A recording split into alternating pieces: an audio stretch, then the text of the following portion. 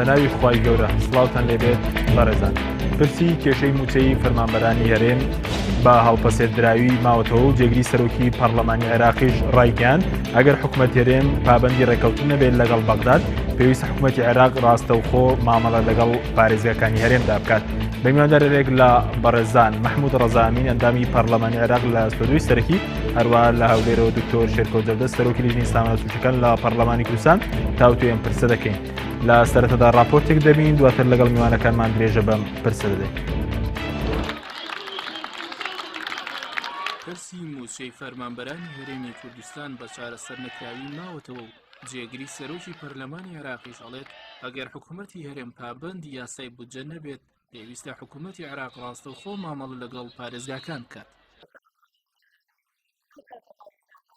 ئارام شێخ محەممەد جێگری سەرۆکی پەرلەمانی عێراق لە میانی کۆنگرێکی ڕۆژنامەنووسیدا ڕایگەیاند پێشنیازێکی نوێ هەیە بۆ چارەسەری موچەی فەرمانبەرانی هەرێم، ئەویش ئەوەیە لە یاسای بودجەی عێراقدا ڕێکەوتنی نێوان هەرێم و بەغداد بکرێتە ئیلتیزامی، مەجاڵی خۆدزینەوەی لە جێبەجێکردنی تێدا نەبێت، بە پێچەوانەوە حکوومەتی عێراق ڕاستەوخۆ مامەڵە لەگەڵ پارێزگاکان بکات.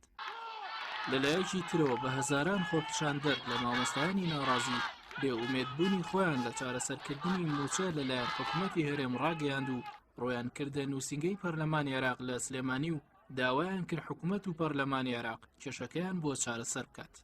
لێدوانەکەی جێگری سەرۆکی پەرلەمانی عێراق نیگەرانی پارتی دیموکراتی کوردستانی لێکەوتەوە و فراکسیۆنی پارتی لە پەرلەمانی کوردستان ڕاگەیاندراوێکی بڵاو کردەوە. لە ڕاگەیاندراوەکەی فراکسیۆنەکەی پارتیدا هاتووە پێشنیازی ڕاستەوخۆی مامەڵەکردنی بەغداد لەگەڵ پارێزگاکان بە هەموو پێوەرێک ڕاوەستانەوەیە لە دژی خەباتی ڕزگاری خوازی گەلی کورد و ئەچێتەخانەی خیانەت و خۆفرۆشیەوە و بۆ کەس ناچێتە سەر. ئەم ڕاگەیاندراوەی فراکسیۆنی پارتی لە کاتێکدایە حکوومەتی هەرێم هیچ هەوڵێکی جدی نییە بۆ ئەوەی پرسی موچە لە ناوخۆ چارەسەر بکات و بە شەفافکردنی داهاتی نەوت و خاڵە سنوورەکان و باج و ڕسومات. نیازی جدیشی نییە بۆ ئەوەی کێشەی موچە لەگەڵ بەغداد چارەسەر بکات. بە پێی وتەی سەرۆکوەزیرانی عێراق هەرێمی کوردستان لە سەدا 20 نەوتی هەموو عێراق ئەفرۆشێت. بە پێی لێدوانی بەرپرسانی هەرێمیش داهاتی نەوت بەشی تەواوی موچە ناکات. سەرڕایبوونی گەندەڵی تێدا داهاتی نەوت لە عێراق زیاتر لە سەدا 90 بودجە پێکهێنێت. هەروەها هەموو مانگێک موچەی فەرمانبەرانی عێراق لە کاتی خۆیدا دەدرێت و بە پاساوی دابەزینی نرخی نەوت و شەڕی داعش موچەی فەرمانبەران کەم نەکراوەتەوە. هۆکاری بەشنەکردنی داهاتی نەوتی هەرێم بە بۆری تەنکەر و داهاتی ناوخۆ بۆ موچەی فەرمانبەران ئەگەڕێتەوە بۆ بوونی گەندەڵیەکی بەرفراوان لە دۆسی نەوت و داهاتە ناوخۆیەکان. خەڵکی هەرێمی کوردستان بەهۆی قەیرانی دارایی لە لێواری مەرگدایە و بەرپرسان و دەسەڵاتدارانی هەرێمیش بەهۆی ئەوەی لە ژیانێکی شاهانەدان هیچ پەلایان نییە بۆ دۆزینەوەی چارەسەرێک بۆ پرسی قوتی خەڵک. دەسەڵاتدارانی هەرێم چونکە هەمیشە گیرفانیان پڕە و ڕۆژێک بێپارەی و ڕۆژێک بێکارەبایی و ڕۆژێک بێ ئاویان نەدیوە بۆیە لە ئازاری میلەتەکەیان بێ ئاگان.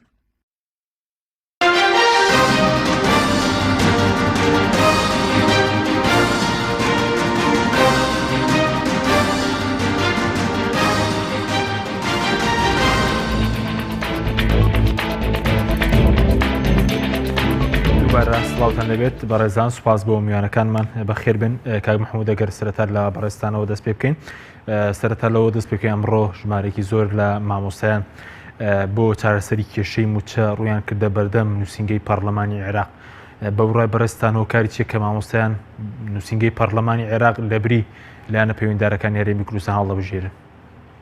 سپاس بۆ ئێوە و ڕێز و سڵام بۆ بینەران هەروەها بۆ بەڕێز دکتۆر شێرکۆکە میوانێریش میوانەکە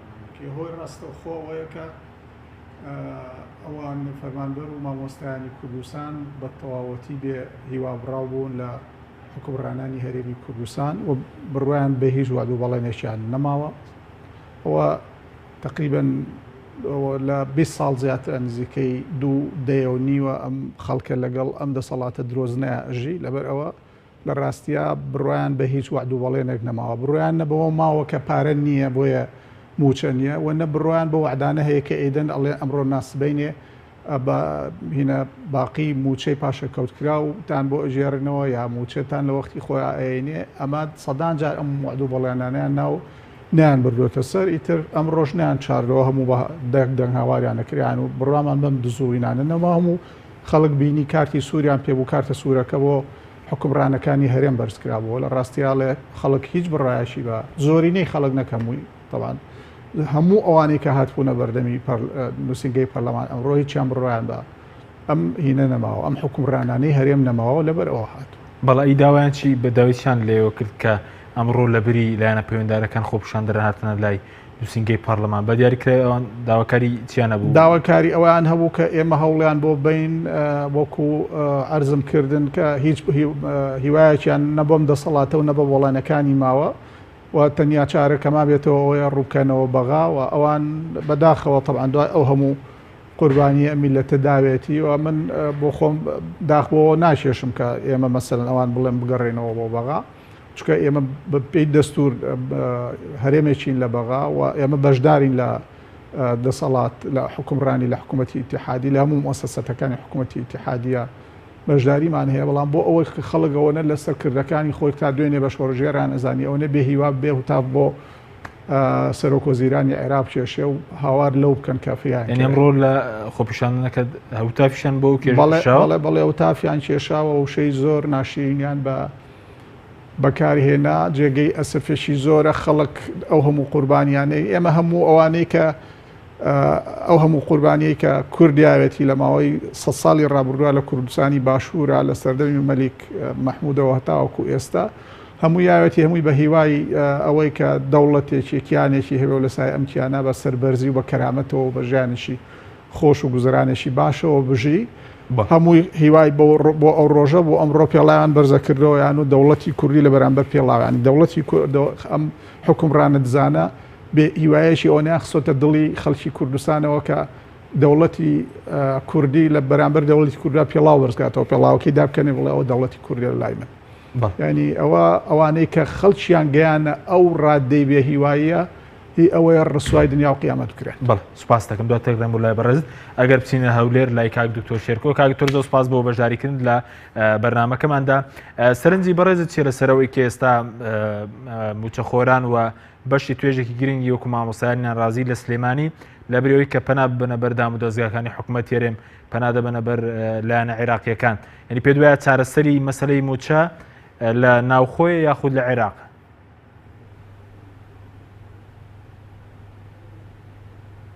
بەناوی خۆی بەخشندە و مهرەبان سڵاو بۆ جەنابتان سڵاو بۆ پێشمەرگەنە بەردەکان سڵاو بۆ جەنابی مامۆستا محمەد ڕەزا ڕێزم هەیە بێگومان ئەمە دەمێک بوو پێشبینی کرابوو کە حکومڕانی لە هەرێمی کوردستانە بگاتە ئەم کۆناغە شکست خواردووە لەبەر ئەو هەڵە استراتیژیانەی کە لە ڕابردووە کردوێتی و ئێستا ئەوە تا خەڵکە بێتە قوربانی لە کاتێکا کە ڕاستە شەڕی داعش هەیە ڕاستە قەیرانی دارایی هەیە قەیرانی ئابووری هەیە ڕاستە نرخی بەرمیلی نەوت دابەزی ئەمە ئەم بیانوانەیە کە هێننەوە بەڵام لە واقعە فەساد و گەندەڵی فەشەل لە ئیدارەکردنە فەشەل لە بەدیهێنانی بەسیترین بنەماکانی حکومڕانیە وای کردووە کە ئەمڕۆ دروست دەبێت دەرەنجام خەڵک ببێتە قوربانی و هاونیشتمانیان ببنە قوربانی موچە خۆران ببنە قوربانی و نەتوانی بە لە 105 احتیاطی نەوتی هەموو عالم لە هەرێمی کوردستانە هەیە نەتوانی 430 ملیۆن دلاری موچەی پاشەکەوتیش دابینکەی بۆ موچە خۆرانی خۆت کە بەڕاستی ئەوە فەشەلێکی گەورەیە کاتێک کە ڕاپۆرتەکان ئەبینین کە من خۆم بڕوان پێی نییە لە بەڕێی کە تەدقیق ناکرێ وردبین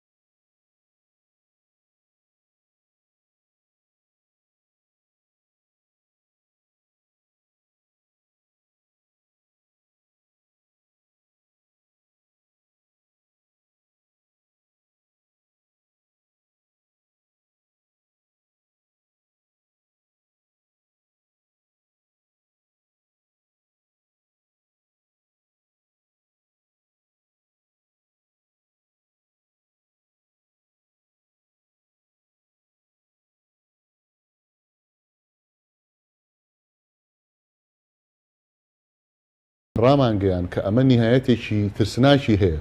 و ئێستا ئەو نهایەتەیە کە ئەوە تا حکوومەت هاونیشتیمانیەکەی بەو شێوەیە هەڵوێستی بەرامبەر ئەگرێ بەو شێوەیە تعبیر لە ناڕزایەتی خۆی کاتەنانەت دەوڵەتی کوردیشی لەلا ناشرین بووە ئەگەر بەم شێوەیە ببرێ بەڕێوە و مافەکانی تیا بەرجەسە نەکرێ بۆیە بەڕاستی کارەساتەکە ڕوویداوە بەداخەوە نەئەبوایە ڕووبدا نەئەبوایە ئاوا هاونیشتیمانی لە هەرێمی کوردستانە ئاوا بێناز بێ و بێ ڕێز بێ و بێ منەتانە دەسەڵات مامەڵێ لەگەڵا بکە بەڵام ئەوە عاقیبەتی هەموو ئەو مامەڵانەیە یا ئەو پرۆسانەیە کە لە وڵاتە نەوتیە کانە ئەنجام ئەدرێت کە گەندەڵی سەریان ئەخوا کە منزومەی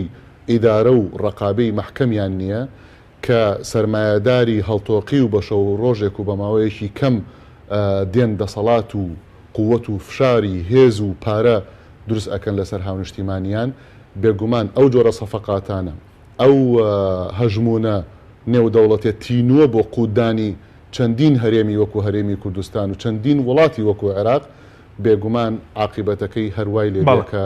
دەرەنجام خاونیشتیمانە ئەبن زۆر باشتر هەیە کە پێمان ئەڵێ بە هەمان شێوە فەنزوێلا بە هەمان شێوە عینەن شتی لێ بەسەر هاتووە ئەرجنتین خەریکە ئەبێ بە یەکەم وڵات لە تاریخە کە حکوومەتەکەی ئیعلانی ئیفلاسی خۆی بکاو بڵێ ئەوە من حکوومەتم پێ نابرێ بەڕێوە و واز ئەهێنە خۆی واز ئەهێنێ حکوومەتەکەی لەبەرەوە ئەوە عاقیبەتی فەشەل و شکستە لە ئیدارەیە. بەڵێ زۆر باشە کاکتۆر بە بۆچوونی بەڕێز ئێستا لەم قەیراندا حکوومەت نە لە ناوخۆ چارەسەرێک بۆ پرسی موچە دۆزێنان بەڕێکەوتن لەگەڵ بەغداد ئێستا چارەسەرەکە لە ناوخۆ ینی ئایا بە شەفافکردنی داهاتەکان ینی کێشەکە چارەسەرە بیاخود بەڕێکەوتن لەگەڵ بەغداد ئەگەر ناوخۆی بۆ لە ناوخواوڵنادا ئەگەر لەگەڵ بەغدادە بۆ مەسەر لەگەڵ بەغداد ڕێک ناکەوێت تاکەی وڵاتی هەرێمی کوردستان لەم دۆخە سەختەدا بمێننەوە.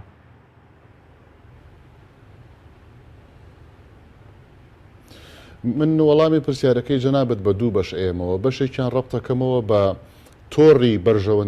بەرژەوەندیە ئەقلیمی و جیهانیەکان لە ناو هەرێمی کوردستانە کە ئەوانە بریتین لەو تۆڕە بەرژەوەندی خوازە کە بەعزێک جار پێیان ئەڵێن تۆڕە مافیاییەکە کە ئەوە نەک هەر تووشی هەرێمی کوردستان بووە بەڵکو تووشی وڵاتانی لاواز بووە لە دنیاە ئەو وڵاتانەی کە لاوازن چۆن جەستەی مرۆڤێک کاتێککە مەناعی لاواز ئەبێ بە ئاسانی دەردووداتێ ئەیا و جونگەکانی سڕ ئەکا و نەخۆشی گەورەی بۆ دروست ئەکا ئەو تۆڕە یاوێتی لە هەرێمی کوردستان و هاتۆتە ناو هەرێمی کوردستانەوە ئەو تۆڕە لە ناو هەرێمی کوردستانەوە سەرۆت و سامانی هەرێمی کوردستان استیغلال ئەکا بۆ خۆی و ئەینێرە بۆ دەروی هەرێمی کوردستان و لە دەرەوەش بە هەمان شێوە تۆڕێکی کارکردن پێکەوە دروست بووە ئەمە وای کردووە کە چۆن جومگەیەک تووشی ئیلتیهابات ئەبێ دواتر ناتوانێت حرەکە بکە بە ئازارێکی زۆرەوە نەبێ یان سڕ ئەبێ یان جومگەکە ئەوەستێ لە کارکردن حکومڕانی و جومگەکانی حکومڕانیش تووشی ئەو ئیلتیهاباتی گەندەڵیە بۆ بەو شێوەیە کە ناتوانێت چاکسازیە بکە بۆ لە بەرەوەی کە چەندین ملیاردێری بەڕۆ ڕوو ئەبێتەوە کە پشتیوانی دەرەکیشیان هەیە و ئەوانە ناهێڵن چ ئیسلاحاتی یاسایی بێ چه ئیسلاحاتی ئیداری بێ چه ئیسلاحاتی اقتصادی بێ ناهێڵن ڕوو بدا بۆ چونکە پاکسازی و چاکسازی یەکسانە بە لێدان لە بەرژەوەندی گەورەی ئەوان بۆیە ئەم تۆڕە ناهێڵێ چاکسازی ڕوو بدا و دەرەنجام ناهێڵێ کە چاکسازی ڕووی نەدا بێگومان موچەی فەرمانبەران ناکرێت دابین بکرێت ئەمە وەکو تەمان هەر هەرێمی کوردستان وانە عێراقیش بە هەمان شێوە ئاڵاوە لەم دەردوودایە وە کتێبەکانی دکتۆر عەلی الوردی و ئەو لێکۆڵەرەوە استراتیژیانە لە عێراق پێمان ئەڵێ کە عێراق چۆن مێژوویەکی هەیە لەم پرۆسەیەکەوە بێ ئەمە بەشە دەرەکیەکەی کە ڕەبتە بە بەشە ناوخۆیەکەوە بەشە ناوخۆیەکەی کە ئایا هەرێم بێ یان عێراق بێ کەیسەکە لە هەردوو لایە هەمان دەردی هەیە مەرج نییە ئەگەر بێت و بڵین لە عێراقەوە ئایا چارەسەر ئەکرێیان نا بەڵام هەنگاوەکان بەرەو شەفافێت لە عێراقا باشتر ڕۆیشتووە یعنی ئێستا جەنابی کاک مەحموود ئاگادارە وەزارەتی نەوتی عێراقی لە قۆناغێکی شەفافیەتی باشایە بە ئەترافی تەقاریری نێودەوڵەتی و مبادرەی شەفافێتی نێودەوڵەتی کە پێوترە EITI و بە ئەترافی مراقبەکان و چاودێرەکان کە ئێمە ژێکێکین لەوانە وەزارەتی نەوتی عێراقی ئێستێکێکە لە وەزارەتە باشەکانی حکوومەتی عێراقی کە هەنگاوی باش ئەنێ بۆ شەفافیت بۆ تدقیق بۆ وردبینی لەو سۆنگەیەوە هاونیشتیمانیان ئەمڕۆکە خۆپشاندانیان کردووە پێیان وایە ئاراستەکە بەرەو عێراق بڕوە کە ئێمە تا ئەم لەحزەیەش لە چوارچێوەی عێراقین ئاراستەیەکی تەواوە بۆ ئەوەی کە ئومێدێک دروست بێ بۆ ئەوەی کە چارەسەر بێتەدی کەوابێ هەرێمی کوردستان خۆی بەدەستی خۆی وای لە ملەتی خۆی کردووە کە ئومێدی نەمێنێ پێی حکومڕانان لە هەرێمی کوردستانە بەدەستی خۆیان تووشی ئەو ئینتیحارە حکومڕانیە کرد کە ئەوە ئینتیحار کەسی ژیر نایکە ئینتیحار کەسێک ئەیکا کە خەلەل لە بیرکردن ئیدارەکردن و بەڕێوەبردننی یا هەبێ بەڵێ سپاس دەکەین دواتر گەڕێنەوە لای بەڕێز کاوتۆر کاک محمود ئەگەر بێنێ سەر ئەو پێشنیازەی کە ئەمڕۆ جێگیری سەرۆکی پەرلەمان باسی لێکردەوەی کە ئەگەر هەرێم پابەندی نەوت نەبێت ڕاستەوخۆ مامەڵ لەگەڵ بەغداد پارێزگەکان حکوومەتی عێراقی ڕاستەوخۆ مامەڵ لەگەڵ پارێزگەکان بکات نیبە بۆ چوونی بەڕێز کێشەکەی ئێمە لە ناوخۆ چارەسەر دەویان دەخود ئێمە لە بەغداد کێشەی موچە چارەسەر بکەین هینێ کرد تێچاندنێک لەسەر پرسیاری پێشوو کە لە کاک دکتۆرت کرد من بڕام وایە زۆر جاریکەم لەم بەرنامەی ئێوەشتومە بە هیچ جۆرە خەڵکی کوردستان چاوەڕێی باشبوونی وەزعی خۆی نەبێ هەتاوەکو ئەم گروپە لەسەر کورسی حکومڕانی بن بە هیچ جۆرێ ممکنی ئەم گروپە کە خۆی بۆ بەسەب خۆی دزە خۆی گەندەڵە خۆی بۆ بە مافیایی نەوت خۆی نەوتە فرۆشی واریداتەکەی دیار نییە هەر خۆی چاوەڕێ بین خۆی بێ خۆی چاک بکە وەکو کابرای لەیەکە لە بچێت سەری سەردارێک بکەوە لە خوارەوە بێوێ قەدی دارەکە بڕێتەوە طبعاً خۆی و دارەکە بەیەکەوە کەوە ناعرس ممکن نییە ئەم گروپە بتوانێت حکومڕانی بکە ئەم گروپە بتوانێت وەزعی خەڵک باش بکە ئەم گروپە بتوانێت شەفافیت بێنێتە دی ئەم گروپە بتوانێت واریداتی نەوت بە عەدالەتدا بەش بکە ئەم گروپە بتوانێت شەفافیت لە هیچ شتێکە بێنێتە دی لەبەر ئەوە خەڵکی کوردستان هەتا ئەم گروپە لەسەر کورسی حکومڕانی بێ بە تەمای لەمە خراپتر بن قەت بە تەمای لەمە باشتر نەبن ینی بەڕێکەوتن لەگەڵ بەغدادیش ئەوەیان جیاوازە بەڕێکەوتن لەگەڵ بەغدا بەڕێکەوتن نایەنە ژێر بارچکە وەزعێکیان لە خۆیان خوڵقاندووە کە ینی واریداتی نەوتی کوردستان بۆ خەڵکی کوردستان نییە بۆ کۆمپانیەکانە بۆ خۆیانە بۆ تورکیا و هەنێ گروپی مافیایی عالمی ئەوانن کە بە ناوی پشتیوانی بۆ هەنێشتی وەهمیان لای خەڵک دروست کردەوە بە حساب کۆمپانیا هێن و خەڵکی بێگانە ئەهێنن داخلی سیاسەتی نەوتی ئەکەن بە طبعا ئەمە بۆ چاوبەستەکەی لە خەڵکی ئێمە بە حساب لەم ڕێگەی لە ڕێگەی دزی و گەندەڵی سامانی نیشتمانی و بتوانن دەوڵەتمانمە دروستکەن ئەم وەهمە لە لای خەڵک دروستیان کردووە هەمووی بۆ بەهێنانەدی بەشەوەندی تایبەتەکانی خوانن لەبەرەوە خەڵک بەتەمانە بێ هەتا ئەم گروپە لا نەبێ طبعا لای نەبێ بە معنای ئینقلاب نا بە معنای لەناوبردن نا بە معنای کوشتن نا بە معنای ئەوەی دەستی دەسەڵاتیان ببڕیتەوە بیان کەیتەوە باوەکو تەیرەکەی مەلای مەشهور بیان کەیتەوە بە تەیرێکی معقول دەنووکو ئەو درێژە ئەو قاچ درێژەیە لە خۆیانیان ناوەکی معقولنی نیێسە ئێستا زۆر نامعقولن و هەموو ڕۆژێک خەڵک بۆیە خەڵک گەیشتوتە ئەوەی کە باش پێڵاو بۆ دەوڵەتی کوردی بەرز بکاتەوە بەداخەوە ئەوەی کە لە ڕاستی ئەمە پێشنیاری جێگری سەرۆکی هین نییە ئەمە بیرۆکەیەکە کە هەیە و فراکسیۆنەکانی سێ فراکسیۆنی کوردی لە بەغا ئێمە لە ناو خۆمانە بیرۆڕامان گۆڕیەوەتەوە ئێمە بۆ فراکسیۆنەکەی خۆمان لانی کەم دوو سێ مانگە لە هەموو کۆبوونەوەیشی خۆمانەکە لانی کەم هەموو مانگە دوو کۆبوونەوە ئێمە ئەەکەی یەکێک لە خاڵە ئەساسیەکانی هەموو کۆبوونەوەشی ئێمە ڕەنگە نزیکەی دە کۆبوونەوەش بێت لە سەریەک چ لە بەغا چ لە گردەکە کە کردومانە چۆنێتی چارەسەرکردنی کێشەی موچەی خەڵکی هەرێمی کوردستانە و هاتوونێتە سەر ئەو بڕواایی لە ناو قانونی موازنەیە یا ئەوەتانە هەردوو حکوومەت ئیلزامەکەین بەوەی مادەی یەک و مادەی دە هەموو جارەیە مادەی دە یا مادەی یانزەیە ئەوەی کە 300,000 بەرمیلی نەوتی کەرکووک 250 هەرێم بڕوا بێرە بە سۆمۆ دوایی بەغا بە پێی نەفەقاتی فعلی لە ساحەبەی داهات باتەوە بە هەرێمی کوردستان ئەمە لە ڕاستیە هەم حکوومەتی ئیتیحادی بۆ خۆی باکی نییە حکوومەتی حادی شانی قورسە چکە مەصرفی هەرێم زۆر لەوە زیاترەکەوێت لە سەریکە ئێستا هەیە یعنی ئاوا نەوتەکە بڕە لەبەرەوە ئەو هەستەکە بارسوچیە بۆ ئەمانەی هەرێمیشت بۆ چاوبەستەشی ئەمە ئەکەن چکە ئەوان قازانجیان لەوایە کە بۆ خۆیان ئەو نەوتە بۆ تاریقەیە بڕن کە هەمومان نەزانین تاڵانیەکەن لە ڕاستیە لەبەرەوە نە ئەم باشی هەیە نە ئەو باشی هەیە ئێمە ئەمانەوێ چەند هەنگایە بنێ نێشێکیان ئەوەیە مادەی ئیلزامی بخەینە ناو قانونی موازنەی ئەم ساڵەوە ئەوەیە کە هەرێم و بەغا ئیلزام کەین کە ئەم مادەیەشکە ئەیخەنە ناوی و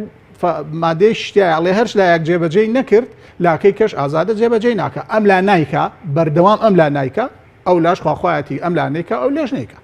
لەبەرەوە ئێمەمانوێ یەک ئیلزامیان کەین دوو ئەگەر بە ئیلزامەکە جێبەجیان نەکرد ئەوە مافی پارێزگاکان هەبێ پارێزگاکانی هەرێمی کوردستان هەبێ کە بتوانن ڕاستەوخۆ هینی خۆیان داهاتی ماگانی خۆیان بن بە حکوومەتی ئیتیحادی لە بەرامبەر حکوومەتی ئیتیحادی موچەی ئەو پارێزگایە بنێری ڕای چەند فراکسیۆنی فراکسیۆنی ئێمە فراکسیۆنی یەکێتی فراکسیۆنی کۆمەڵ ئەمانە کۆبوونەوەی هاوبەشمان کردەوە بیڕڕاکانمان یەک خستووە لە مناقەشەشە لە مداخەلەکانمانە هەمومان تەرحمان کردووە لە ڕاستیە ئەمە بەو ئیتیجاهە ئیشەبار بە فراکسیۆنی پارتی و یەکگرتووی ئیسلامی ئەوان لەگەڵەوەدانی پارتی ئەکید لەگەڵ پارتی با پارتی لەوێ داواکەن طبعا ناڵێن هێنا ینی ئەڵێن ئەبێ خەڵکی کوردستان حکوومەتی ئیتیحادی بە پێی دەستور ئێمە هەمومان مواطنی عێراقین لەوێ قسە ناکەن لە ناو پەرلەمانە لێرەیەن بە جۆرە پرۆپاگەنداکەن لای خەڵک بۆ چاواشەکردنی خەڵک لەو لاش بە جۆرێککە پرۆپاگەندە ئەڵێن لە مداخەلەکانیانە ئەڵێن ئەبێ حکوومەتی ئیتیحادی موچەی خەڵکی کوردستانیش با بەس لە بەرامبەرە ناڵێن ئەبێ هەرێمیش التیزاماتی سەرشانی خۆی جێبەجێ بکە بەس ئێمە بە سومانە بەیەکەوە ئەبێ هەردوو لە التیزاماتی خۆیان جێبەجێ بکەن ئەگەر نایکەن قانون هەیە بریان بە محکەمە ئەگەر نایکەن ئەبێ باج بدەن باجەکەشی ئەوەیە کە لە جاتی ئەوەی ئیتر ئەم دوو کەسە بتوانن ژیانی خەڵک لەم هەرێمە بە یەکجاری ڕەش بکەنەوە ئەوەیە کە خەڵکی پارێزگاکان ئەنجومەنی پارێزگا محافظ بتوانێت داوا بکات ڕاستەوخۆ لەگەڵ حکوومەتی ئیتیحادیە تەعاملکە بۆ دابینکردنی ژیانی خەڵک بەڵ یعنی ئەوە بفەرمی داواتان لە دوو فراسیۆنەکەی تریش کردووە کە یعنیەوە ڕەتیان کردو یاخود داوا نەکراوە پارتی نایکە ینی خۆتان نزانن پارتی بە پارتی بە هیچ جۆرێک ئەو ئەم وەزعات بۆ خۆی بە باشتری وەزیێزانێ بۆ ئەو وەزعهینی قۆناغی زێڕینی ئەوە چکە هەرچی سامانی نیشتمان هەیە لە لای ئەوە هەرچی دەسەڵاتەکان لای ئەوە کەسی بەشەری قبول نییە و نایەوێت بۆ بگەڕێتەوە بۆ ینی هێزێکی کە بێنە بیکا بە چاودێر بەسەر خۆیەوە پەرلەمانیان پەخستووە لێرە قابل لە بیانێ پەرلەمانی عێراق بێنن چاودێریان بکە طبعا ئەوان ئەویان ناوێت بە هیچ جۆرە نەما لە عەقڵیان ناهەیە نە لە بەرنامەیان ناهەیە نە لە سیاسەتیان ناهەیە نەبوو بەرژەوەندیەکانی خۆیان بە مەسلحەتی هێزانە لەبەرەوە ئەوان بە هیچ جۆرە ینی لەگەڵ ئەوەشە طبعا بە مناقەشەی دووقۆڵی ئەوانە ئەەکەین ینی هەیەە بۆ وەزعان ناڕازیە بەڵام ئەوان ناتوانن ئەوانەی کە بۆ وەزعان ناڕازیە نەبڕیار بەدەستن نە هیچە لەوێش ئەوان ینی ژیانی سیاسی لە ناو پارتیە وایە لەسەرۆچیان پێڵێ بۆ جێبەجێ بکە ینی ئازادی ویژدان و ئازادی بڕیاری کەسی ئەوانە لەوێ نییە لە ڕاستیە لەبەرەوە ئەو گروپەی لەسەرەوە کە سامانی نیشتیمانی ئێمەی زەوت کردوچیان پێڵێ بێ ئەوە بکەن لە بەڵاش بەڵ ئەی سەبات بۆی کەمڕۆ ڕاگەندراوی کەم بڵاو کردووە فراکسیۆنی پارتی لە پەرلەمانی کوردستان پێیان وایە ئەمە هەڵوەشانەوەی هەرێمی کوردستان و دژی خەباتی ڕەوای گەلەکەمانەوە هەتا بە جۆرێک لە خیانەتشان نابدوێن ئێمە بمانەی هەڵوەشانەوەی هەرێم نییە ئەگەر وەخت ئەیتێ چکەم ئەگەر بە کورتی ناوەڵا بە کورتی ناتوانم چکە من هەنێ یەکەم ئەوەی کە ئەمە هەرێم هەڵێوەشێنێتەوە ئەمە یەکێکە لەو دروانەی بۆ ئەیخەنە بازارڕەوە بە چاوەشەکردنی خەڵکی کوردستان چکە ئەم کیانەی ئێستا لە هەرێمی کوردستانە هەیە ئەم هەرێمە لە دەستورە چەسپیوە لەبەر ئەوە وەختێک ئەتوانی خەتەر ئەەکەوێت سەرەوە کە بچی دەستور هەموارکەیتەوە کە ئەمە ناکرێت لەبەرەوە دەستوری جامیدە و ناکرێت دوو من هیوادارم ڕێگەم بێت ئەگەر ئێمە هەریەکێ لە ئێمە ئەمانەمان کردبێ حەقان خائین بین با لە تاریخی نزیکەوە ئەچمەوە بۆ دوور ئەگەر ئێمە سامانی نیشتمانی ئەدزین و نایدێن بە خەڵک حەقا خائین بین ئەگەر ئێمە داعشمان هێناوە بۆ مووسڵ و بۆ شنگال و خەڵکی شنگالمان پێ تەفروت و ناکردووە حەقا خائین بین ئەگەر ئێمە بازرگانی نەوتمان لەگەڵ داعشا کردووە و پارەمان داوە بە داعش بۆ ئەوەی فیشە کوچە و کڕێ و پێشمەرگەی کورد و خەڵکی جێشی عێراقی پێ بکوژێ خائینین ئەگەر ئێمە چوین لەگەڵ وڵاتانە بەبێ ئاگاداری ئەگەر پەرلەمانمان تعتیل کردووە خائینین ئەگەر ئیتفاقات سوپاس نییە ڕێگەم درێژەی پێ ئەگەر سیوێکی ئابمان کردووە خائینین ئەگەر ئاشبەتاڵمان بە شۆڕشی 4 ساڵەی کورد کردووە خائینین ئەگەر ئاش بەتاڵان بە شۆڕشی کوردی ڕۆژهەڵات کردووە لە 16 و 16 سەدەی ڕابردووە خائینین ئەگەر دەستمان هەیە لە وێرانکردنی ژیانی خەڵکە خائینین ئەوانەی کە دەستیان لە هەموو ئەمانەیە هەیە وشەی خیانەت شەرمیان لێەکە لەبەر ئەوە ئەیبە بۆ ئەوان لە حیاتیانە ئەبوو وشەی خیانەتیان لە قاموسی خۆیان بهێنایەتە دەرێ و قەت بەکاریان سپاس دەکەم سپاس دەکەم کاک دکتۆرە گەر بگەڕێمەوە لای بەڕێستان سەبارەت بەوەی کە ینی ئەم پێشنیازە پێشنیازێکی دروستە مەسلەی مامەڵەکردنی حکوومەتی عێراقی ڕاستەوخۆ لەگەڵ پارێزگەکە ئەگەر پەرلەمانتاران ئەمە بکەن پێدویان پێشنیازێکی دروستە یاخود دەکرێت ڕێگەی تر بدۆزێتەوە بۆ چارەسەری کێشەکە.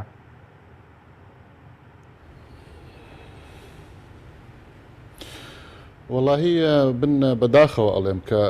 هەرێمی کوردستان و عێراقیش ینی ئەزمەی قیادەی سیاسی هەیە و ئەزمەی پاراستنی مەبادئی ئەخلاقیشی هەیە تەنانەت لە ممارەسەی سیاسی و لە مامەڵەی سیاسیە ئەوەی کە وردەکاریەکان شارەزا بێ باش ئەزانەیە کە ئەو خەڵکە بە ناچاری داوای ئەوە کاکە بگەڕێتەوە بۆ بەغا. ئێمە فراکسیۆنی یەکگرتووی ئیسلامی کوردستان لە بەغدا داوای ئەوە ئەکا و پشتیوانی لەوە ئەکا و ئێمە وەکو یەکگرتووی ئیسلامی کوردستان پشتیوانی لەوە ئەکەین کە هەرێمی کوردستان لەگەڵ بەغدایە پێک بێ بۆ ئەوەی کە لە مەنزومەی چوارچێوەی عێراقا ئێمە بتوانین چارەسەر بۆ بژێوی هەرێمی کوردستان دیاری بکەین و ئەوەش پێشتر نوێنەرانمان لە ئەنجومەنی نوێنەرانی عێراق لە 2014 لە یاسای بودجێ عێراقیە تەسبیتیان کرد و بە هەمان شێوە لە قۆناغەکانی دواترا کاری جدی بۆ کرا. بۆیە مەشروعی یەکگرتووی ئیسلامی کوردستان وازەحە کە هەرێمی کوردستان لە چوارچێوەی عێراقا کار بکە و بژێوی دابینکە و مەنزومەیەکی ئابووری وازەح هەبێ کە شایستەدارایەکانی هەرێمی کوردستان دابینکە و ئەمە دواتر بوو بە بڕیاری پەرلەمانی کوردستانیش کە بڕیارەکە نەسەکەی ئەمەیە کە لە ساڵی 2015 لە مانگی 6 2015 و ئەزانم ئەو بڕیارەماندا لە پەرلەمان کاتێک کە حکوومەتمان بانگهێشت کرد بۆی کە بزانین لەگەڵ بەغدایە ئەیانەوێت چی بکەن. بڕیارەکە بەو شێوەیە لە پەرلەمانی کوردستان کە دەرچوو کە ئەولەویات بۆ ڕێکەوتن بێ لەگەڵ بەغدا بەمەرجێ بەغدا شایستەدارایەکانی هەرێمی کوردستان دابین بکە. ئەمە وەکو بڕیاری پەرلەمان. بەڵام کاکە یەکێتی نیشتیمانی کوردستان خۆی لە حکومڕانی هەرێمی کوردستانە شەریکە و ئاگاداری تەفاسیلی نەوت و گاز و گومرگ و هەموو تەفاسیلەکانە ئێستا کاتێک کە تۆ ئەتەوێ بەشی سلەیمانی جیا بکاتەوە بیدا بە بەغدا و بەغدا موچە بۆ سلەیمانی دابین بکە جا ئەگەر بەشی سلەیمانی جاکاتەوە بۆ خۆی هەر یەکسەر ڕاستەوخۆ ئیداری سلەیمانی ناکە. بۆچی بەشی سلەیمانی بەکار ناهێنێ لە داهاتی هەرێمی کوردستان بۆ ئیداری سلەیمانی؟ بۆیە منطقی نییە بە بڕای من ئەو تەڵەبە لەبەرەوەی کە وەرەسەر تەفاسیلی فەنی ئەم بۆ ڕێنەوتە ڕاکێشراوە لە هەرێمی کوردستانەوە بۆ تورکیا و بۆ دەرەوەی وڵات. پەرلەمانتارەکان ڕێنەوتە ئەگەر ڕێن پێبەی خۆ ئەمە بەلوعەیەشی نییە بڵێ بژیرێتەوە تاوەکو بڵێ بژیرێتەوە بۆی ئاراستەی بەغدا بکرێ. ئەم نەوتە ئەبێ ئەم بۆ ڕێنەوتە ئەبێ بڕوا لە ڕێی تورکیاوە بفرۆشتێ. لە ئەساسا یەکێتی و پارتی ڕێکەوتون لەسەرەوەی کە ئەم بۆ ڕێنەوتە بەو شێوەیە ڕابکێشرێ. ئێستا یەکێتی دێت بە بەشی سلەیمانی لە نەوت و لە گاز و لە کێڵگەنەوتیەکانی سنووری سەوز با بڵێن جیا ئەکاتەوە و ڕادستی بەغدای. ئەمە لە ڕووی فەنیەوە هیچ ئالێتێکی نییە لە ڕێی تانکەرەوە نەبێ کە ئەبێ بە هەزارەها تانکەر لەمە دووە بێتە دی کە ئەوە ئەسڵەن ئەو قەرارە مستحیلە ئێستا لە مەرحەلەیە بە بڕای من ئەگەر ئەیکا ئەی بۆ هەر خۆی یەکسەر جای ناکاتەوە و بێت بۆ مەسرەفی سلەیمانی پێ بکە کە ئەوەش خۆی لە خۆیان باس لە سیستمی لامەرکەزیە کە لە ئەبێ لە هەرێمی کوردستانە بێتە دی بۆی کە سلەیمانی بتوانێت ئیدارەی خۆی بکە هەر پارێزگایەک بتوانێت ئیدارەی خۆی بکە. بۆیە مەشروعی ئێمە وەکو یەکگرتووی ئیسلامی کوردستان هەرێمی کوردستان لەگەڵ بەغدایە مامەڵە بکە نەک ئەوەی کە بەجیا مەجموعەیەک شت تەرەح بکەین کە سلەیمانی بێت نەوتی خۆی و گازی خۆی و ئەمانە ڕادستی بەغا بکەنەوەڵا ڕادستی بەغای مەکە خۆت وەرە ئیداری خۆتی پێ بکە خۆت وەرە هاونیشتمانی وە مۆدێلێک تەقدیم کە لە شەفافیەت و لە بەرپرسیارەتی کە جیاواز بێت لە مۆدێلی گەندەڵیە. سەبارەت بەوەی کە فراکسیۆنی پارتیش کە ئەڵێ هەرێمی کوردستان هەڵ ئەوەشێتەوە بەم جۆرە تەرحانە. هەرێمی کوردستان ئەسڵەن هەڵوەشاوە، حکومڕانی لە هەرێمی کوردستانە ئەسڵەن هەڵوەشاوە، ئەسڵەن ئیفلیج بووە. کێ وای لێ کردووە؟ ئەوە وای لێ کردووە کە تەنها ئەیەوێ سوور بێ لەسەر سیستمێکی حکومڕانی ناشەفاف و تەنها دەرەقەتی گەندەڵکارەکان نایەت، حکوومەتێکی زەلیلی بچووک بۆ بە ئەسیری چەند بەرژەوەندی خوازێکی نایاسایی لەم هەرێمی کوردستان. بەڵێ سوپاس دەکەم کاک مەحموود دەکرم و لای بەرز بزانیەوە تەنها بۆ سلێمانی یاخود بۆ هەموو پارێزگاکان و پێشنیازە بەڵێ بینەرانی بەرز ناوبڕێکی کوردوەرەبی دواتەگەڕین وڵاتان لەگەڵمان. بەرنامەی ئەمڕۆ با سپۆنسەری کۆمپانیای ئەسێ بۆ بازرگانی مۆبایل شیری ئەڵتونسا. ئەسێ یەکەمین مۆبایلی مارکەی کوردی. کۆمپانیای ئەسێ بە لە بەرچاوگرتنی قەیرانی دارایی مۆبایلە تایبەتەکانی دەکاتە قستی مانگانە. Q4 14,000 دینار، Q5 17,000 دینار. پەلە بکە بە بەخاوەنی یەکێک لە مۆبایلەکانی ئەسێ کە 2 مۆدێل و 4 ڕنگ لە خۆ دەگرێت بە قستی زۆر گونجاو. ئەسێ پێشەنگی تەکنەلۆژیای نوێ.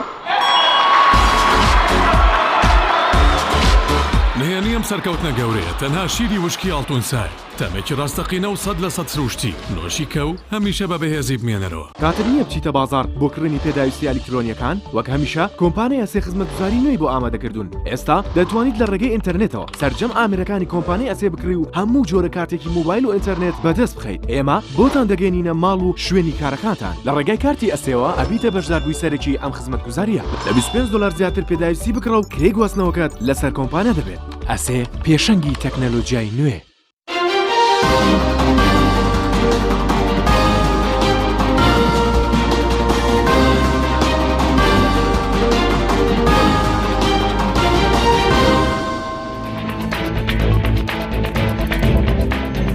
دوبارە سڵاوتان لەبێت بەڕێزان. کاک مەحموود سەبات بۆ پێشنیازە ئەگەر تەنها بۆ سلێمانی بێت ئەمە هەڵوەشانەوەی هەرێمی کوردستان نییە؟ یعنی تەنها بتانێت تەنها پارەکە بۆ سلێمانی بێت؟ ئەمە باسی هیچ هینێک نییە لە ناو قانونی موازنەیە باسی ناوی محافەزە نایێت. ئەوە بۆ هەموو محافەزاتی هەرێمە، بۆ هەڵەبجەیە، بۆ سلێمانیە، بۆ هەولێرە، بۆ دوهۆکە لە حاڵێکە ئەگەر هەرێم ئیلتیزامی نەکرد کە نەیکردووە لە ساڵانی ڕابردووە ئەو حەقیان هەبێت کە بگەڕێنەوە. یعنی یەکەم جار دەبێت ئەگەر ئیلتیزامی نەکرد دوای ئەو پێشنیازە جێبەجێ بکرێت؟ ئەوە ئەبێ هەمووی لێک مادەیە، هەمووی مجموعەیە مادەی ئەخرێتە ناو یەک قانونەوە کە قانونی موازنەیە ساڵی جارێک دەرەچێت. تۆ گەر لەم هینا ئێمە کە گەڕاینەوە بەغار ینی پێش کۆتایی هاتنی مانگی 11 بێ قانونی موازنە ئەو پڕەکەی چەند ڕۆژە لە مانگی 12 تەنها بۆ سلێمانی بێت. ئەمە بۆ هین نییە، ئەمە بۆ محافەزاتی ئەقلیمە. محافەزاتی ئەقلیمە سلێمانی نییە، هەڵەبجەیە، سلێمانیە، هەولێرە، دهۆکە، ینی سیغەیە کە ناڵێ فلان محافەزە لێ محافەزات الئەقلیم. باشە لە بەرامبەر ئەوەی کۆمەڵی پرسیاری وروژان زۆر ڕاستن، ئەو پرسیارانە ڕاستن، ینی لێرە واریداتی کە هەیە، واریداتی ئەو واریداتەی کە لە محافەزاتە تاوەکو ئێستا تەخمین کراوە واریداتی ڕاستەقینە نین. ئەبێ لەو حاڵەتەیە ئەبێ شەفافیەتە بێ ڕێگە بە دیوانی چاودێری دارایی عێراق بێت وردبینی لە داهاتی ئێرەیە بکە. ئەمانە مەرجی هەیە بێ بیان هێنیتە دی، یعنی ئەمە شێشی ئاسانیە لەبەرەوە مەسئولیەتی یەکێتی لەم هەرێمەیە لە سلەیمانیە کە ئەو ساڵانێکی زۆر ئیداراتی بەدەستەوەی ئاوری بەدەستەوەی، ینی ئەبێ بزانێت کە ئەمە تەبعاتی هەیە ئەم قانونە و ئەبێ بێت جێبەجێ ئەم کاویش ئەوەیە کە ئەبێ وەختێک چاودێری دارایی بەغا چاودێری داهاتی هەموو محافەزاتی حکوومەتی ئیتحادیەکە بەحساب چاودێری دارایی هەرێمیشی محافەزاتی هەرێمە کابەت چاودێری دارایی خۆتان نەزانن کاک دکتۆر خۆی سەرۆکی لیژنەی وزەیە پێم وایە داوایان کردووە جەزگای چاودێری داوای وردبینی داوای ژمارەکانی سامانە سروشتەکانی کردووە نەئەیەن بە پەرلەمان و نەئێن بە هیچ تۆ کە ئەمەڵ کرد ئیلتیزاماتێتە سەر شانت ئەبێ جێبەجیان کەی ئەبێ واریدات باشی کۆکەیتەوە باش بەڵام بەغداد تەنە لە بەرامبەر داهاتی ناوخۆ و خاڵەسونجەکان بودجەکەت بۆ دەنێرێ ئەوە بەپێی دەستوری ینی قانونەن ئەو واجبی سەرشانێتی دەستور لە بابی حقوق و حڕیاتە یەک دنیا مادەیتی ئایا کە ئیلزامی کردووە لەسەر حکوومەتی ئیتیحادی ئەمانە بکە ئێمە بە دەستیان بڕیوین مافیەکانی هەرێمی کوردستان بە ناوی سەربەخۆی ئابووری و بە ناوی ڕۆشتن هەنگ ناونان بۆ بەرەو دەوڵەتی کوردی بە ئەنقەز ویستیان قەتیعە لە بینی هەولێر و بەغا دروست بکەن بۆ ئەوەی کەس نتوانێت ئیتر چاودێریان بک بۆ خۆیان ئەو نەوتەی کە ئێمە هەمومان ئەزانین لە ملیۆن زیاترەوە ئەنتاجی ڕۆژانەی نەوت و داهاتەکەی داهاتێکی خەیاڵیە کەچی ڕبعێکی ناگات ئەوەی ئیعلانیەکەن کە ئیتر بە کەڵکی ئەوە بیایی بە خەڵک ناکاتە ڕبعێکی واریداتەی کە نەوت هەیەی ئەوان بە ئەنقەز ئەیانەوێ قەتیعە لە بینی هەولێر و بەغا دروستکەن بۆ ئەوەی بەم نەوعە وڵات بەڕێوەبەرن کەیانە هینی ئەو تعلیقەشی من زۆر لەگەڵیم ینی هەرێم هەیە تاوەکو بڵێ هەڵەوەشێ هەرێم لە ڕووی قانونەوە ناتوانانی بڵێ ینی ئەم لەستیەکەی چکەوەکو وتم مادەیەکی دەستوریە دەستوری دەسووری عێراق دەسووری هەمیشەی عێراق ئیترافی کردووە کە ئەم هەرێمە بەم سنوورەی ئێستایەوە هەرێمێکە واقع حاڵە و ئەمێنێتەوە بەڵام ئێمە لە ناو خۆمانە بۆ هەرێم هەیە هەرێمەوە هیچی بەسەر هیچەوە نەماوە نە حکوومەتەکەی پەرلەمانەکەی پەخراوە حکوومەتەکەی حکوومەتێکی ناشەرعیە چونکە حکوومەتە خۆی ئینقلابی کردووە بەسەر شەرعیەتە لە هەر شوێنێکی دنیا حکوومەت ئینقلاب بەسەر شەرعیەتە بکە خۆی شەرعیەت لە دەستەدا و ئەوە وەزعی خەڵکە ئەوەتانێت جامیعات هیجای عقوڵ دەستی پێ کردووە دکتۆرە ڕوا ئوستازی گەورە ئەڕۆن هێزی کار ئەڕوا گەنجەکان ئەڕۆن ئەو هەمووەکە ملی ڕێگەی هاتوون هاتەگرن ئەمانە ئەم سیاسیە مافیایانەی کوردستان وایان لەم هەرێمە هەرێم نەماوە سپاس دەکەم کاک دکتۆر پێ دوای ئەگەر بۆ هەموو پارێزگاکان بێدوا باشتر نیە و فراکسیۆنە کوردیەکان پشگیری بکەن ئەگەر ئەم خاڵە بۆ هەموو پارێزگاکان بێت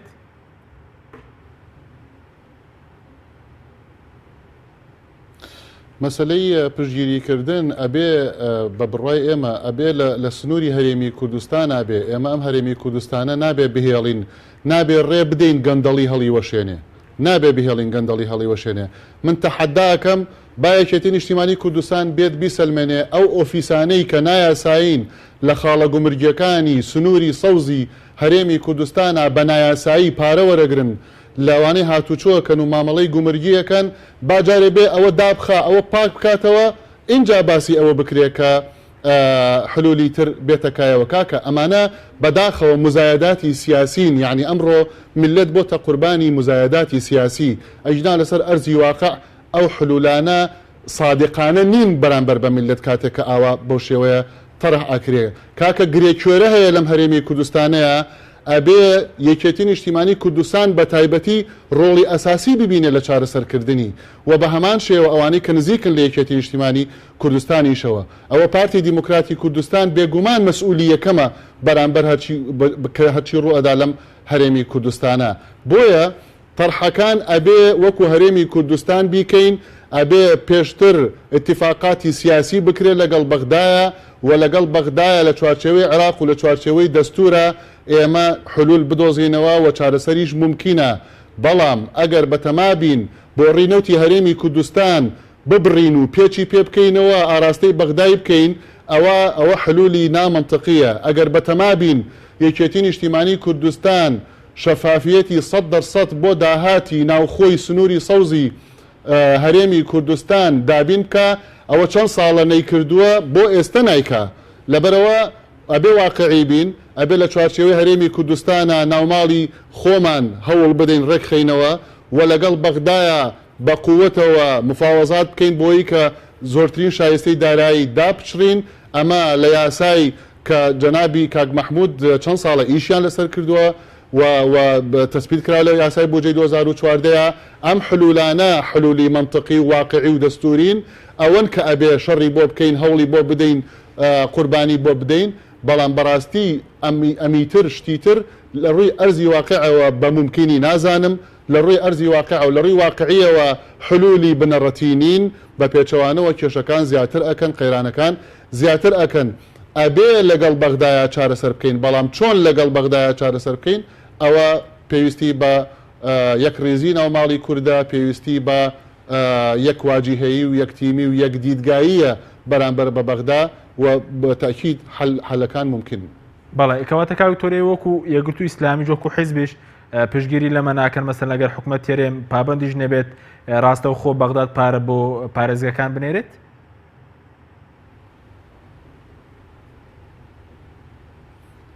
ئێمە ئەڵێن ئەبێ حکوومەتی هەرێمی کوردستان پابند بێ بە ڕێکەوتن لەگەڵ بەغدا بەو مەرجەی شایستەدارایەکان لەلایەن بەغدایەوە ئەبێ بەغداش دابینی بکە. ئەمە بڕیاری پەرلەمانی کوردستانە کە یەکگرتووی ئیسلامی کوردستان و فراکسیۆنەکانی تری پەرلەمانی کوردستان بە گۆڕان و بە یەکێتی و بە کۆمەڵیشەوە دەنگیان بۆ داوە ئەوە مەشروعی یەکگرتووی ئیسلامی کوردستانە و ئەبێ ئەو بڕیاری پەرلەمان ڕێزی لێ بگرین بۆ ئەوەی کە جێبەجێی بکەین. ئەوەیە مەشروعی یەکگرتووی ئیسلامی کوردستان. من هیوادارم وا نەکەین کە ئەم جۆرە جیاوازیانە لە بۆچوونە بچێتە قاڵبی جۆرێک لە مزایداتی سیاسیەوە و ئیتیهام بکرێوەکو بەعزێک لە ئەعلامیەکان ئەیانەوێ بیکەن بەوەی کە یەکگرتوو چۆتە پاڵ پارتی یان بە جۆرێک لە جۆرەکان ئەوە ئەسڵ و ئەساسی نییە. تکایە با خەڵک چاواشە نەکەین و نەیکەینە قوربانی مزایداتی سیاسی. حەلی دروست ئەو بڕیاری پەرلەمانە کە گشت فراکسیۆنەکان سەوتیان بۆ داوە کە ئەبێ هەرێمی کوردستان ئەولەویاتی بۆ ڕێکەوتن بێ لەگەڵ بەغدا. هەمومان با هەوڵ بۆ ئەوە بدەین هەمومان با ئەوە چارەسەر بکەین و ئەو چارەسەرە بهێنی نەدی و هەرچێکی ویست لەلایەن هەمومانەوە بۆی بکەین بە هەر قوربانیەک بێ. بەڵێ کاوی تۆرەگەر حکوومەتی هەرێم ئامادە نەبێ ڕێکەوتن لەگەڵ بەغداد ئەنجامدا لانی کەم ئەگەر حکوومەتی عێراقیش نەوێت بۆ حکوومەتی هەرێم نیازپاکێک نیشانەدا پێ دوای ئەگەر ئامادە نەبێت ئەی چارەسەر چیەک باز لەو دەکرێت ئێستا ئەوان ئامادەنین جارێکتر لەگەڵ بەغداد ڕێ بکەونەوە ئەی چارەسەر چی ئێستا بۆ دۆخی خەڵک؟ ئەبێ بە هەمومان فشار بکەین ئەبێ یەکێتی نیشتیمانی کوردستان ڕای بگەێنێ کە ئەو لەگەڵ ئەوەدایە کە نەوتی هەرێمی کوردستان ڕادستی بەغدا بکرێ بەو مەرجەی کە ئەو 550,000 بەرمی لەمە بەستم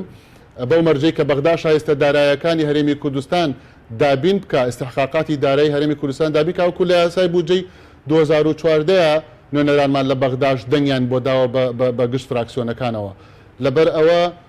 بەسەلەی ئەوەی کە لە ناو هەرێمی کوردستانە چی بۆ بکرێ بەڵێ ئەبێ زەخت بکەین ئەبێ بە هەمومانەوە زەخت بکەین ناوماڵی هەرێمی کوردستان ڕاست بکەینەوە نابێ قوبوڵی بکەین نابێ بێڵین یەکێک لە حیزبە سیاسیەکان مقدراتی ئەم میلەتە بەرەو هەڵدێر بەرێ ئەوە حەل لە تەواوەکەیە بۆ ئەوەی کە بتوانین زۆرترین شایستەی دارایی لەگەڵ بەغدایە دا بپچڕین و دەرەنجام لە چوارچێوەی دەستورە ئێمە ماڵەکان بکەین. بەڵێ کاکتۆر خەڵک زۆر پرسیاریەوە دەکا هۆکاری چی مەسەلا هەرێمی کوردستان بەو بڕنەوتە زۆرەی کە دەیفرۆشێکە عبادی باسی لەوەکە کە لە سەدا 20 نەوتی عێراق لە هەرێمی کوردستان دەفرۆشێ بۆچی موچەی فەرمانبەرانی پێدابی ناکرێت بەڵام لە بەغداد مەسەلەن تاکو ئێستا لەگەڵ دابەزین نرخینەوت موچەی فەرمانبەران دوانە کەوتووە؟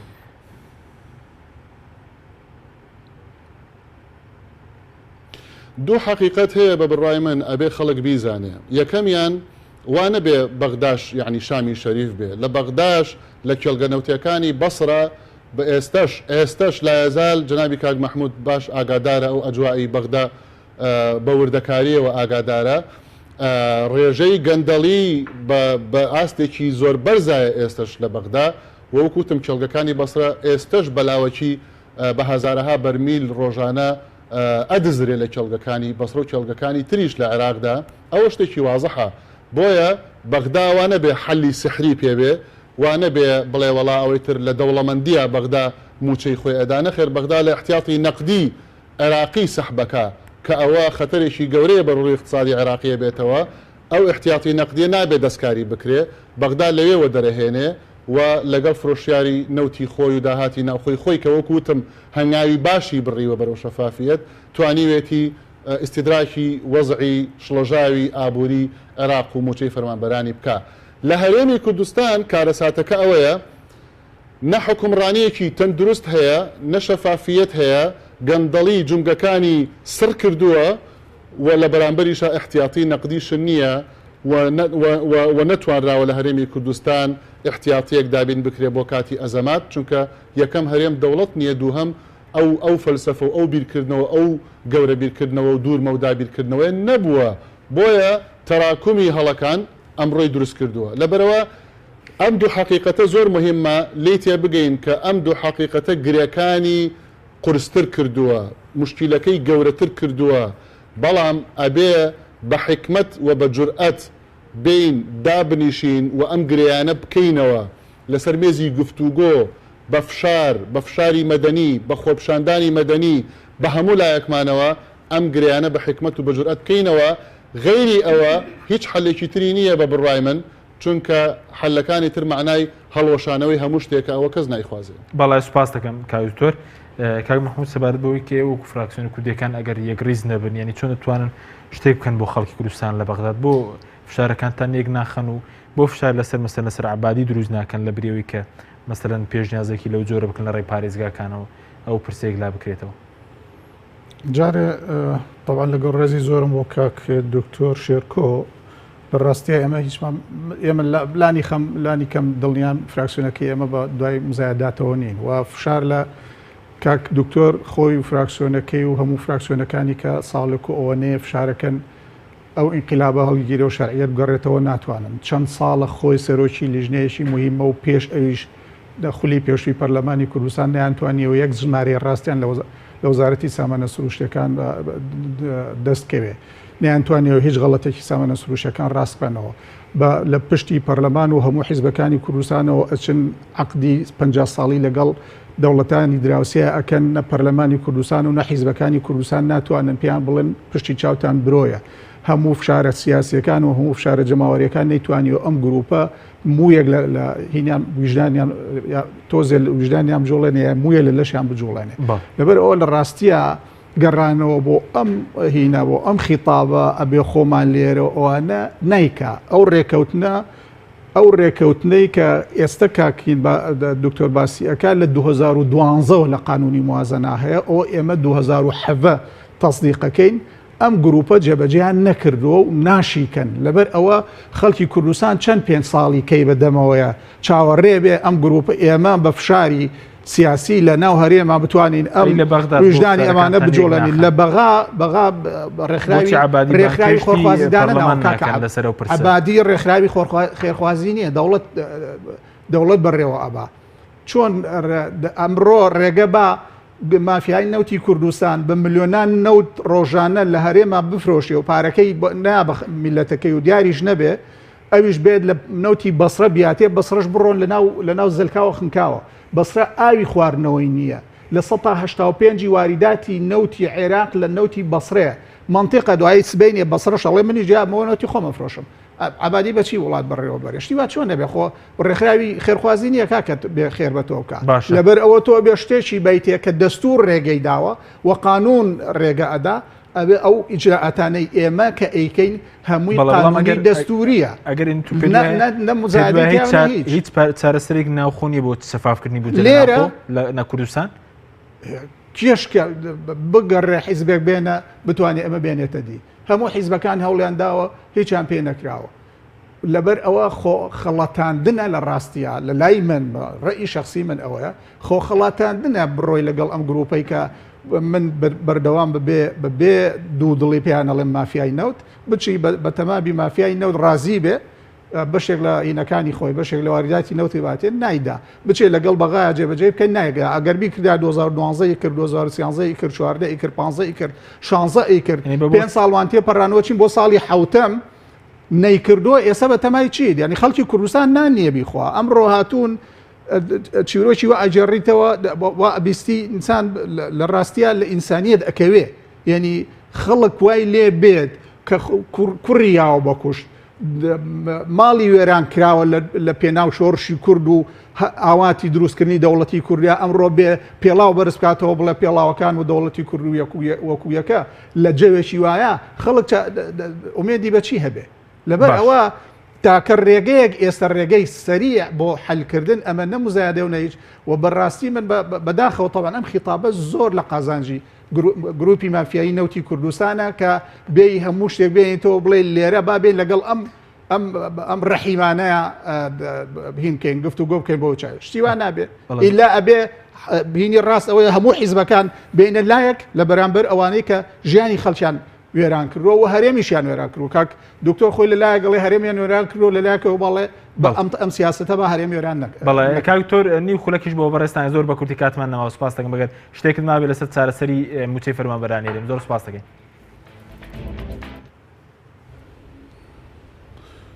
وڵا هەر ئەوەیە ینی جنابی کاک مەحموود لەوانەیە هەڵەت یەگەیشتی بێت لە ئەو مۆزوع ئەگەر وایە کاک مەحموود بابین بۆ سلەیمانی ئەوە جێبەجێ بکەین فەرمو من تەحەداکەم بە ئەو یەکبەرەیەی کە شەفافیەت لە سلێبانیە با دابینی بکەین بزانین ئەتوانین با یەکێتی نیشتیمانی کوردستان و با گۆڕانیش کە ئێستا تەحالوفی لەگەڵ یەکێتیا هەیە با بین مۆدێلە پاکەکە لە سلەیمانیە عەرزکەنی تر بۆ بچین بۆ بەغاو بۆ ئەملاولا بین داهاتی ناوخۆی سلەیمانی وەکو نموزەجێک تەڕەحکەین بۆ هەموو هەرێمی کوردستان ئەمە ئەو مۆدێلە ئەوەمان پێڵێ کە مافیا لە بەغداش هەیە ڕووکو چۆن لە هەرێمی کوردستان ئایا و حەل لەوەیان نییە کە ئێمە بین لەگەڵ مافیای بەغدایە تەعاملکەین و لەگەڵ مافیا هەرێمی کوردستان بەجێ بێڵین حەلەکەوەی بەڕۆڕووی هەردووکیان ببینەوە بە هەمومانەوە بە تەفاهمی یەکڕێزیمان و بە قووەت و بەڕۆڕووی هەردوو جۆرە مافیاکە ببینەوە بەڵێکە بتوانین حەل دابین بکەین. مەسلەی مزایداتی سیاسیش ئەوەیە کاتێک کە ڕێیەکی جیاواز ئەبێ لە بۆچوونێکە ئەبێ یەکسەر ئەخرێتە قاڵبێکی زۆر سپاس زۆر سپاس بۆ بەرز دکتۆر شێرکۆدە سەرۆکی لیژنەی سامانە سوچەکان لە پەرلەمان کوردستان کە لاولێرەوە لەگەڵ مامێرە زۆر سپاس بۆ محمود ڕەزا ئەندامی پەرلەمانیارە لە سلێمانی لەگەڵام سپاس بۆ بینێرانی بەڕێز سوپاتان لەگەڵ